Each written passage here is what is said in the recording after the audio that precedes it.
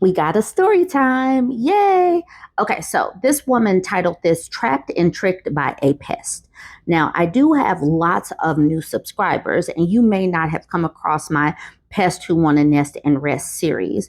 Basically, a pest who wants to nest and rest is someone that comes into your home and just needs a place to stay. They need your time, energy, and resources. They're like parasites sucking you dry. And that's one of the things that I say consistently: a pest who wants to nest and rest. And you need to be on a lookout for these types of people because, like I said, they are parasites. They are takers, takers, takers, and they will continue to take until you take away, until the host extracts the pest and then squishes it and gets it away. All right, so this woman, like I said, sent in this story time titled Trapped and Tricked by a Pest. She says, about 8 months ago, I got tricked by my brother, who's 40. It turned into 6 months of him freeloading off of me and my children. I thought I was smarter than that, shaking my head. How did it happen? Last April, I planned a solo trip to Vegas.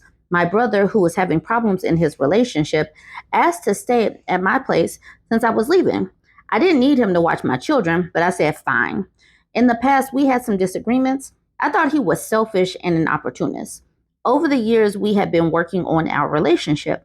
We have been having more honest communication. We even worked for the same company. Things had gotten better, and I thought he had changed.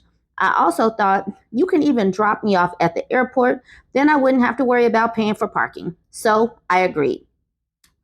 I go on my trip.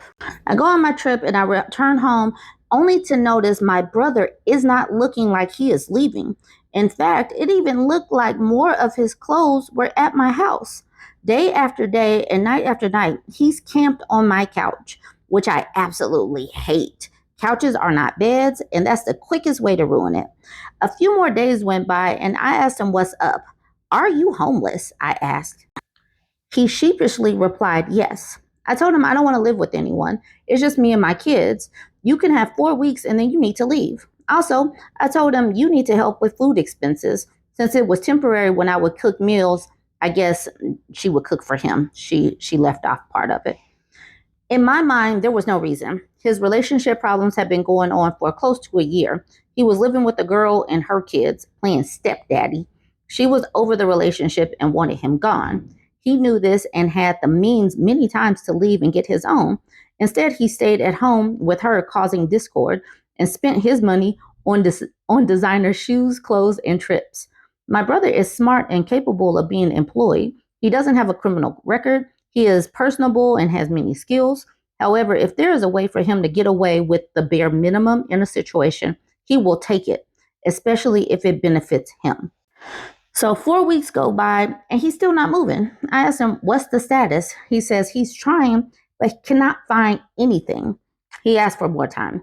At this point, not only is he homeless, but his vehicle is out of commission. And as a result, he has lost his job at the airport. His phone becomes disconnected and only works on Wi-Fi. It's just getting worse. But she says, part of me knows it's self-sabotage, but another knows he has struggled with depression. A few years ago, maybe 10, he had to be hospitalized due to depression. He had a manic episode and had a really bad encounter with the police. This caused me to hesitate a bit. Anyway, another 4 weeks passed. At this point, I let him go into an extra room in my house. I didn't want him camping on my couch. During this time, he continued to spiral. Day after day, he remains closed up in the room. He lays in the bed and stares at his phone. He's not making any movement toward getting employed or finding a place to stay. I started giving him pep talks and numerous resources, job listings, names of homeless shelters, counselors. Eventually, I found him a job at a place I used to work. He is the perfect fit. This is when the funny behavior starts. I realized that my brother feels some type of entitlement to my time, energy, and resources. He acts like I owe him something. The fact that she said time, energy, and resources, I say that quite a bit. Women need to be more discerning and have more boundaries around their time, energy, and resources, and only pour into the people that have poured into you. And you need to, have reciprocal situations. Don't just give, give, give, because these parasites, these pests, they will just take, take, take. When he got the job, he did not tell me. I only found out because my other brother told me. Why would he keep this a secret? I think it's because he was playing on my empathy. As long as he was down and out, he could continue to use me as a resource. I knew that now that he had a job, and you best believe I know the pay rate and the cycle. It would be only a matter of time until he leaves. I told him this. I also told him he needed to contribute to the house now that he was making money. Up until then, he had not. I had stopped sharing our meals with him as a result. I also learned he got a new phone and number. However, he did not tell me this. I found out because my sister told me. Then the food hiding started. Instead of helping with groceries and other small things around the house, he started hiding food. He would order DoorDash to my sister's house and hide and eat in her kids' rooms. I flat out told him he needs to give me at least $50 weekly towards food. I also gave him a final move out deadline, October 31st. When I told him, he acted shocked, like he didn't understand. He said, "Where is this coming from?" I said, "How long did you expect to stay here?"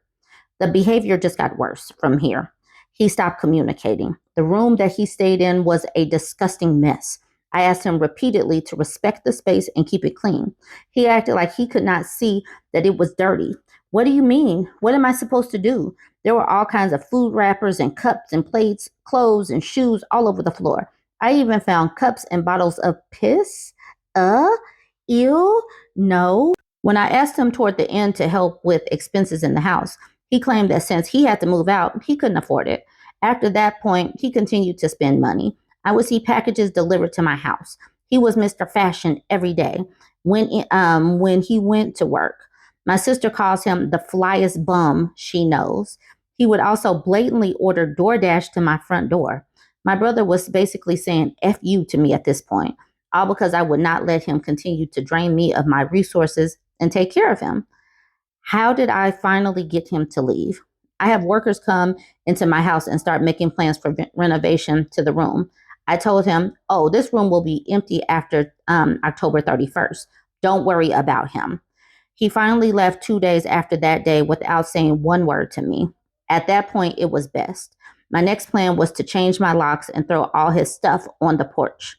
Currently, my brother and I do not speak. He makes me the villain to anyone who listens. He tells everyone I spoke badly to him, and that is why he feels some kind of way. I spoke honestly to him and finally set a boundary. I really don't care. As long as he is mad at me, he won't be coming around begging for anything. I wouldn't accept an apology anyway. He's shown me that his behavior has not changed. He is the same selfish and entitled person. She ends it with, "He is gone and I am glad. Win win." When a host extracts a parasite, get it away. Of course, the parasite, the pest, is going to be mad because its food supply, its shelter, its lifeblood is being threatened. So it starts to thrash, it starts to act out like this person did. That's the reason why you have got to be aware that these people do feel entitled to your time, energy, and resources. And I say that continuously in that order too, so that you can be aware how you spend it, because that is your currency. They look at women and see women as resources.